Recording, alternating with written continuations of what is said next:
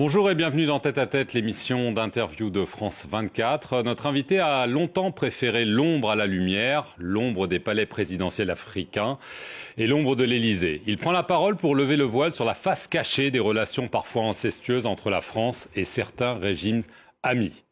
Ils savent que je sais tout, ma vie en France-Afrique. C'est le titre du livre de mémoire publié aux éditions Max Milo. Bonjour, Robert Bourgi. Bonjour, Monsieur Perelman. Alors c'est un ouvrage d'entretien écrit avec le journaliste Frédéric Lejal, avec plein de documents, d'archives. On va de la RDC au Sénégal, au Congo, au Gabon. Mais c'est surtout un récit par le menu, il faut dire, du financement par plusieurs présidents du continent, du parti gaulliste et avant tout de Jacques Chirac. Un Jacques Chirac qui, suite à son échec présidentiel en 1981, vous contacte et vous dit qu'il est temps d'amorcer la pompe financière. Est-ce que vous pouvez nous raconter ce qui s'est passé? J'étais conseiller politique du ministre. J'accompagnais Aurillac, disons à Libreville ou à Ouaga et autres. J'avais une audience à moi, privée, avec le chef d'État que Michel Aurillac, le ministre, venait de quitter. Et je disais, bon voilà, Bongo c'était papa, Blaise c'était Blaise, Sassou c'était Denis. Je dis, bon, Denis, la campagne de 88 arrive, il est bon que tu puisses contribuer au financement de ton ami Jacques. Et il disait, OK, banco, on y va? Tout de suite. Tout de suite. Tout de suite. C'est vous qui demandiez les sommes, c'est eux qui décidaient? Non, c'est eux qui décidaient. Mais jamais ça n'est descendu en dessous d'1 million de dollars. Jamais. Jamais. Comment ça se passait? Ils envoyaient c'est vous qui rameniez l'argent? Non, c'est surréaliste. Je rentrais sur Paris. Le chef d'État m'appelait. Il me dit, je t'envoie Monsieur X, prends rendez-vous avec Jacques. Pour Bongo, c'était Davin. C'était le mot de code de Jacques Chirac. Pour Sassou, c'était Jacques. Bon, je faisais je prenais la tâche de Monsieur Chirac. Je lui dis, voilà, vous avez un émissaire qui arrive tel jour à telle heure. Il me dit, vous étiez voilà. là. Et vous étiez là Toujours. Pour la remise des fonds? Toujours. C'est comme ça que ça se passait, Monsieur Perelman.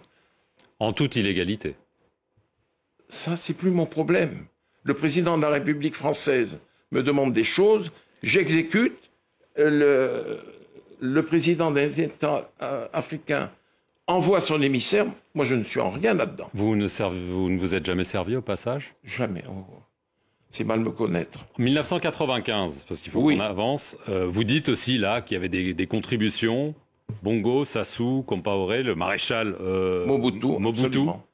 C'est le même mécanisme. Ensuite, exactement le même. Vous dites qu'en 95, pour la campagne, c'était au moins 10 millions de dollars. Absolument.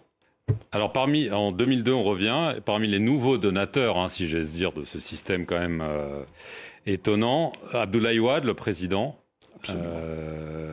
et Laurent Gbagbo, beaucoup plus étonnant, président de gauche. Il a avoué à sa sortie de prison de la Cour pénale internationale que vous et Dominique de Villepin, vous l'avez fait cracher au bassinet. Comment ça s'est passé? Laurent Gbagbo voulait s'attirer les bonnes grâces de la France. Je lui ai dit, tu sais Laurent, je vais être franc avec toi. Il va falloir que tu puisses contribuer, faire un geste pour M. Chirac. Et j'organise un déjeuner au restaurant La Pérouse. Il y avait Gbagbo dans un salon du restaurant La Pérouse, Gbagbo, Villepin et moi-même. Et là, je dis à Dominique de Villepin, je dis Dominique, comme vous me l'avez demandé, je vais demander à Gbagbo devant vous d'aider le président de la République. Et j'ai demandé à Laurent, voilà ce que je t'ai laissé entendre, je vais le dire devant Dominique de Villepin, il va falloir que tu puisses aider à l'élection présidentielle de 2002. Et Laurent de dire, je suis de la famille socialiste, je suis un ami de M. Jospin, mais Dominique, j'aiderai à hauteur de 3 millions de dollars M. Chirac. Ce qu'il a fait? Ce qu'il a fait. Est-ce que vous considérez qu'il a été trahi par Jacques Chirac, par Dominique de Villepin, par la France plus largement? Monsieur Perelman, vous m'offrez l'opportunité de laver ma conscience. J'ai été l'acteur et le témoin de toutes les relations entre la France et la Côte d'Ivoire en ces heures troubles, difficiles. J'ai vu que Jacques Chirac et Dominique ont été d'une ingratitude à nul autre pareil. Et quand, comment vous dire, Laurent est tombé, qu'il a été conduit à La Haye, j'en ai beaucoup souffert. Personnellement et dans ma famille, j'en ai souffert terriblement. Vous vous sentiez coupable? Comment vous dire? Oui. Complice. D'une trahison? D'une trahison. Mais j'étais contre cela. Les derniers moments de la présidence de Gbagbo, je les ai vécus avec Nicolas Sarkozy. Mmh. Et là, les choses se sont compliquées. Les élections sont là. Et Laurent avait gagné les élections. Nous savons qu'il les avait gagnées. Comme Jean Ping les avait gagnées en 2016 à Libreville. Là, Gbagbo avait gagné les élections. Pas Ouattara. Pas Ouattara. Le Conseil constitutionnel a dit que c'était Laurent le vainqueur.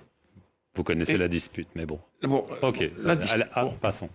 Et le président Sarkozy me fait venir à l'Élysée et il me dit, il va falloir que tu appelles ton ami Gbagbo et que tu lui dises d'accepter de partir. Il aura un statut d'ancien chef d'État, 30 millions CFA, voiture, escorte, et s'il veut, comme il est professeur d'histoire, on lui trouvera une chaire, il pourra se déplacer à travers le monde. Je lui dis, il n'y a pas de problème. Il me dit, va dans le bureau de Claude et tu appelles Gbagbo. J'ai appelé Laurent. L'aide de camp, le colonel, me l'a passé. Laurent Gbagbo me dit, alors Bob, comment va? Je lui dis, Laurent, ça fait des années qu'on se connaît. Je te passe un message du président Sarkozy. Je suis dans le bureau de Claude Guéant. Il te demande ceci, ceci, cela. Ce que je viens de dire. Il m'a dit, tu diras à ton ami Sarkozy que je serai son Mugabe. Bob, je t'ai assez entendu. Et il a raccroché. Et je suis allé dire à Sarkozy, il me dit, alors comment ça s'est passé? Je lui dis, bon, voilà comment ça s'est passé. J'en suis malheureux. Il a bondi de son fauteuil.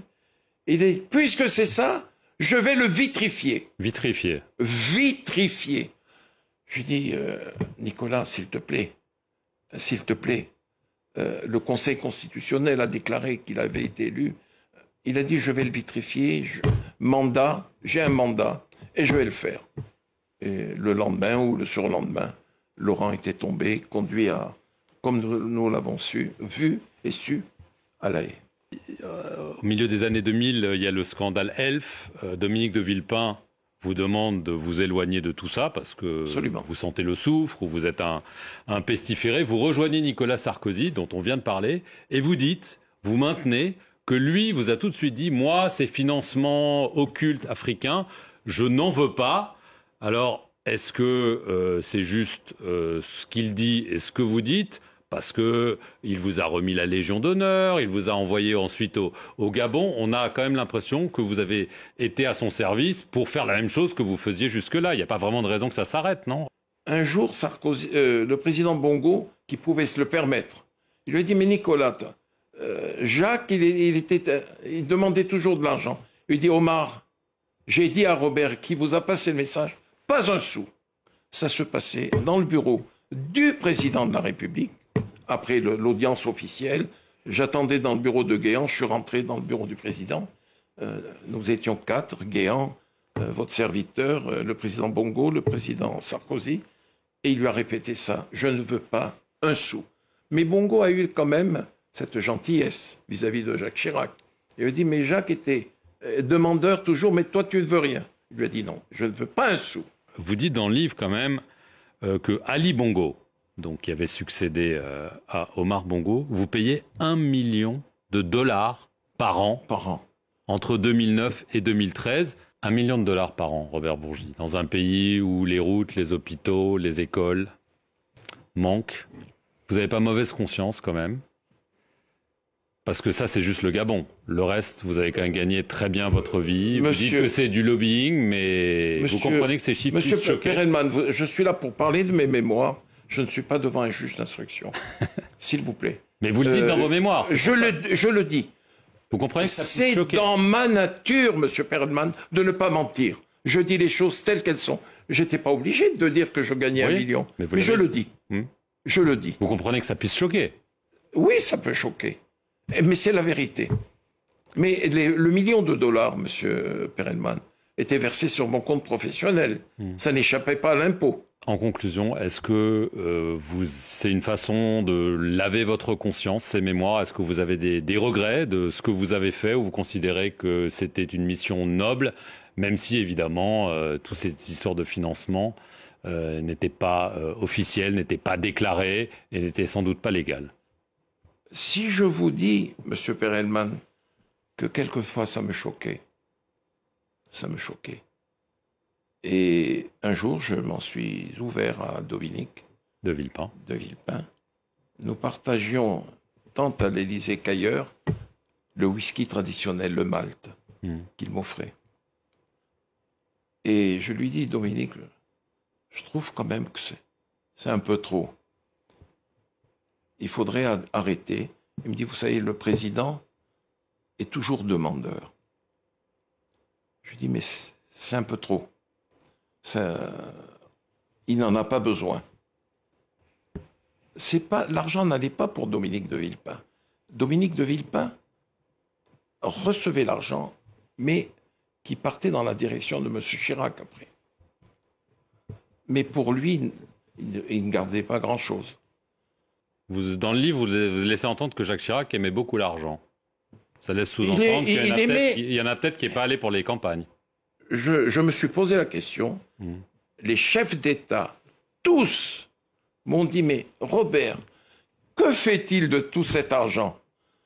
Je lui dis, je ne sais pas. C'est la question que je me pose moi aussi, que vous vous posez, je ne sais pas. Robert Bourgier, merci beaucoup d'être venu sur le plateau de France 24 et merci à vous d'avoir regardé cette émission sur nos antennes. Je vous remercie, monsieur Perelman.